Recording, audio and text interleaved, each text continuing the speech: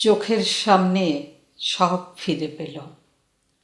চোখের সামনে একটা পুকুর শুকিয়ে গিয়েছিল, কেউ খেয়াল করেনি।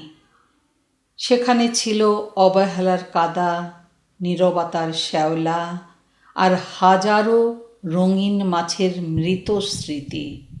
ওর বুকটাই ছিল সেই পুকুর, একদিন যেখানে ভালোবাসার জল টলটল করত। আজ সেই পুকুরে আবার জল এসেছে। একজন সুন্দর মনের মানুষ এসে পাড় বেঁধে দিয়েছে। এখন জলে আবার রং খেলে, ঢেউয়ে আবার গান ভাসে। মরুভূমিতেও ফুল ফোটে, কেউ জল দেয়, শেষবেলার জলই সবচেয়ে শীতল। চোখের সামনে একটা সাজানো বাগান কেটে সাফ করে দিয়েছিল, কেউ খেয়াল করেনি। সেখানে ছিল ত্যাগের আম গাছ, নীরবতার জাম গাছ আর চোখের জলে ভেজা কাঁঠাল গাছ। সে ছিল এক প্রতিমা, প্রতিরোধ করতে শেখেনি, তাই সমস্ত নির্যাতন মুখ বুজে সয়ে গেছে। আজ সে নিজেই নিজের পথ বেছে নিয়েছে। অত্যাচার ছাড়া, অপমান ছাড়া, লাঞ্ছনা ছাড়া নতুন করে বাগান গড়েছে। আর সেই বাগানে এখন মুকুল ধরেছে এক নতুন মানুষের ছোঁয়ায়। ভেঙে যাওয়া ডালে আবার পাতা গজায়, নিজেকে বাঁচালেই বাগান বাঁচে। চোখের সামনে একটা ফুল বাগানে সব ফুল কুড়িয়ে নিয়েছিল সময়, কেউ খেয়াল করেনি। গোলাপের লজ্জা, জবার অভিমান, বেলির স্নিগ্ধতা সব ম্লান হয়ে গিয়েছিল। সে ছিল সরস্বতীর রূপে, সাহিত্যের ভালোবাসায় নিজেকে গড়েছে, অক্ষরে অক্ষরে বেঁচেছে। আজ সেই বাগানে আবার ফুল ফুটেছে। একজন এসে বলেছে, তোমার প্রতিটা সাদা চুলে কবিতা আছে। তাই এখন শেষ জীবনেও বাগান সুগন্ধি। বয়স বাড়ে, রূপ যায়, মন তো আর বুড়ো হয় না। তুমি ফুল, তাই ফুল হয়েই থাকবে। চোখের সামনে একটা বইয়ের আলমারি ছিল, ধুলো পড়ে গিয়েছিল। রবীন্দ্রনাথের প্রেম ঘুমিয়েছিল, শরৎচন্দ্রের বেদনা কাঁদছিল, সুকান্তের প্রতিবাদ চুপ হয়ে গিয়েছিল। ত্রৈলোক্যনাথের হাসি হারিয়ে গিয়েছিল। সে আলমারি আগলে বসেছিল, নিজের জন্য একটা লাইনও পড়েনি, সবাইকে আলো দিয়েছে। আজ সেই আলমারির তালা খুলেছে একটা সুন্দর মন। সে এসে বলেছে, তোমার জীবনটাই মহাকাব্য।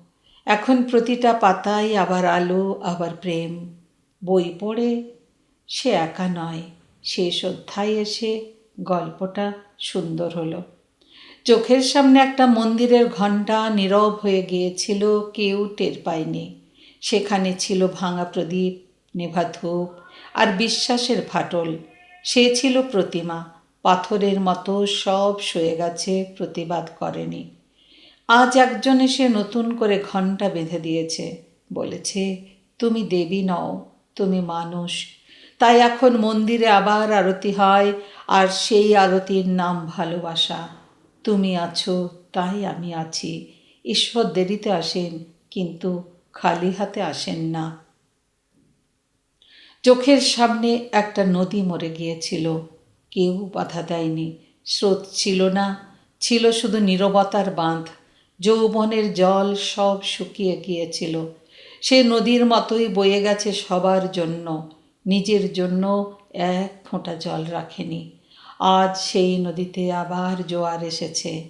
একজন সুন্দর মনের মানুষ এসে বাঁধ ভেঙে দিয়েছে। এখন নদীতে ভাসে শান্তির নৌকা, শেষ বেলার, কিন্তু সবচেয়ে আপন।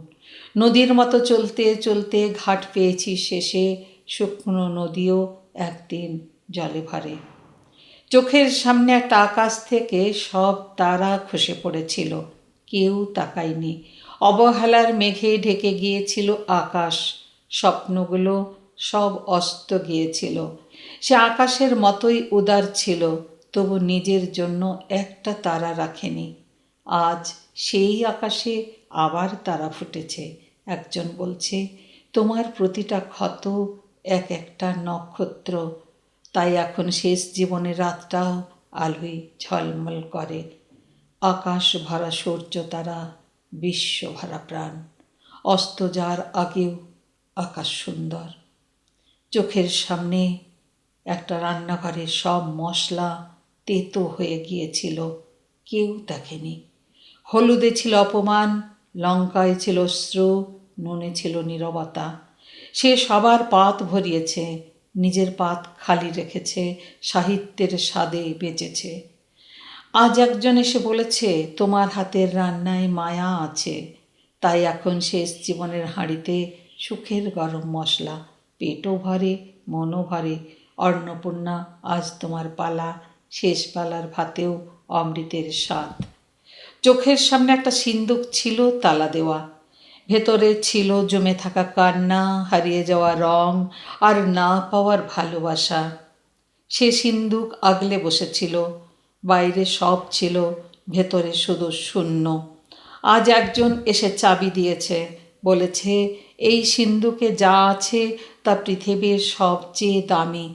এখন সিন্দুক খুললেই বের হয় আলো। শেষ জীবন ধন্য। গোপন কথা, গোপন ব্যথা আজ আর গোপন নয়। যা হারিয়েছি তার চেয়ে বেশি পেয়েছি। চোখের সামনে একটা সকাল আবার ফিরে এসেছে। সবাই অবাক হয়ে দেখছে। একটা সময় ছিল যখন রাত ফুরাতো না, নীরবতা, অপমান, লাঞ্ছনা সব মিলে জীবনটা অন্ধকার। যৌবন হারিয়ে গিয়েছিল, সাথে হারিয়ে গিয়েছিল বিশ্বাস। সে ছিল প্রতিমা, প্রতিরোধ শেখেনি, তাই সব সয়ে গেছে। তারপর একদিন নিজেই নিজের পথ বেছে নিয়েছে, সাহিত্যের ভালোবাসায় সরস্বতীর রূপে নতুন করে জন্মেছে। আর আজ শেষ জীবনে এসে সে পেয়েছে একজন অত্যন্ত সুন্দর মনের মানুষকে, যে মানুষটা ছাড়া তার এক মুহূর্তও কাটে না, যে তার হারিয়ে যাওয়া ভালোবাসা সুদে আসলে ফিরিয়ে দিয়েছে।